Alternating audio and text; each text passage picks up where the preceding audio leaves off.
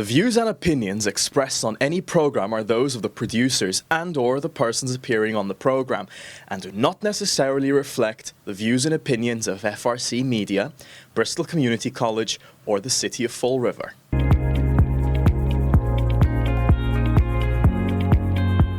Happy Wednesday. Thank you for joining us as always here at FRC Media. I'm Keith Tebow and I'm joined on Wednesdays at around this time by the Mayor of the City of Fall River, Mayor Paul Coogan. Mayor, how are you this week?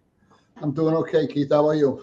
I'm doing well. Thank you for joining us as always. I actually want to start a couple of weeks ago. The Fall River City Council, for the second time, failed to take up your recommendation to appoint Interim Police Chief Kelly Furtado to the full-time role. In this second meeting, it was objected to, which is a procedural move by both Councilors Sean Kadim and Cliff Ponte. When we spoke 2 weeks ago, you had mentioned that you were confident that you may have had the votes to pass that nomination forward. Since then, Councilor Laura Sampson, who did vote in favor of the appointment in the past, resigned. Let me just ask you, as we head to the meeting next week, how confident are you that Chief Furtado will be approved as the full-time chief?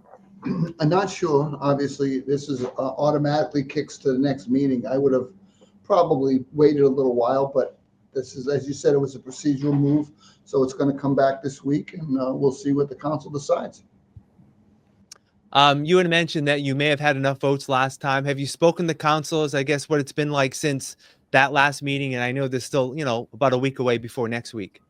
Yeah, we've had talks, and again, we'll see how the vote goes. I mean, you always go down with every vote you put forward. You think you have the votes, and things change, and people go, different ways, and there's nothing you can do. And I think this is going to be something similar. We'll just see how it plays out next Tuesday, and go forward from there. We got to do what's right for the city, and I believe Chief Furtado is the way to go at this time. She's brought a lot of innovation to the police department. She's changed things up, and I think the guys respect her because of her longevity and how much she's done in a variety of jobs at the police department. So again, we'll see how she does Tuesday night, and we'll plan from there. All right, and I know that there was some city councils calling for a different process moving forward. If this does not go your way, are there plans to start all over and maybe do some sort of national search? Yeah, there's some plans in place that we've been talking to the councils about for going forward from this appointment on. And again, it's piggybacking on a lot of the things they suggested. So they're not finalized yet, but we'll see how things play out Tuesday night. All right. Switching gears, I always like to get updates on projects across the city. We talked about a few weeks ago the fire that unfortunately plagued the former Silvia School on Hartwell Street. People who drive by there now are seeing that part of the building is being demolished. I guess what's the progress with that, and why is only part of the building being demolished, and what's plans moving forward to, again, look for another developer for that site? Right. The part that's being demolished is the part that was heavily damaged in the fire.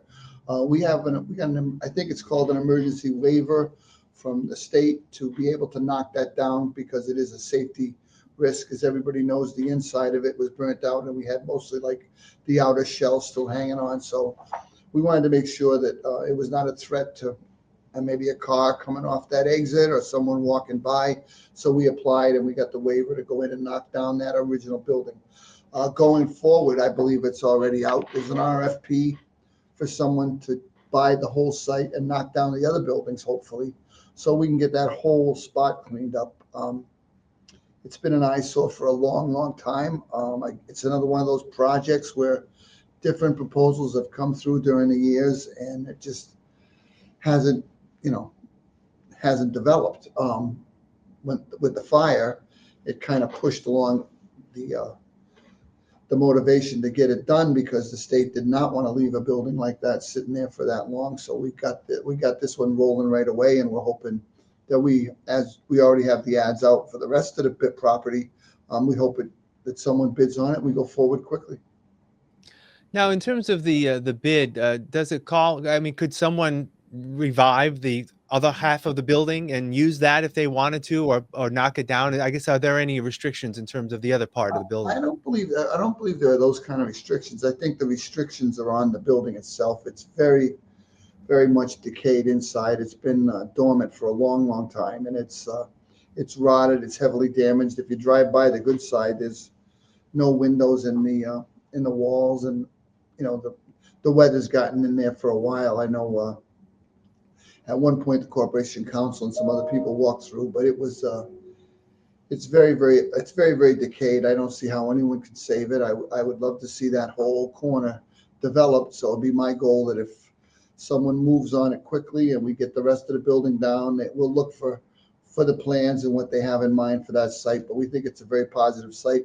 I know there's development going on. You have Cosmopolitan as your adjoining building, and then on the other side of Cosmopolitan, coming towards Government Center, there's another apartment building going up there. So if we could get that whole strip done, we'd have another little anchor strip coming into the city. I think it would be very positive. Coming off that exit right now and looking at that junk is my idea and nothing. Yeah, absolutely. And I guess always looking for an update on the former old police station on Bedford Street. That has also looked like it needs to be demolished. Any update on that progress? Yeah, again, the city owns that again. Now we have it. Our building inspector director, Glenn Hathaway, has been in the site a few times with people looking at it. I think what they're going to do is remediate, hopefully start soon on some kind of a remediation job for the garage that was in the back, so that the demolition can go forward by going through the garage and then into the core of the building. I believe some of the people Glenn brought around to look at the property wouldn't even go up to the third and fourth floor. They did not think it was stable enough. So we have a real headache and an eyesore there that we've inherited, from the last 20, 25 years. And we're going to do our best to get that down as fast as we can also. Yeah. And again, it's going to be very strategic, right, in terms of working with the demolition company to make sure that not only is the neighborhood safe, but their employees need to be safe too, right, in terms of knocking that down, right? And you have to, because you can't even go in and remediate the asbestos, you almost have to take it out in chunks and put it right in the back of a truck. Everything has to be capped. If you notice when you're going by on Hartwell Street, they're watering all the time to keep the dust down or any contaminants. It's a very thorough process, and it's always done with the idea of protecting the citizens and getting the building out of there. It's a lot of work, and it's very interesting. Yeah. And again, that area is really tight, around the Bedford Street, High Street. And also, you've got the Forever Recreation on the other side. And there's some, I believe, even houses on the backside. So there's a lot of tight, very tight situation. Yeah. It's going to be tight, and it's going to try to keep the street open while you're balancing all this out at the same time. So there's work to do, but we'll get it done. All right. Mayor Paul Coogan, as always, thank you for your time. We'll talk again next week. Take care. Okay. Thanks, Keith. All right. And thank you for joining us, as always, here on FRC Media. Have a great week.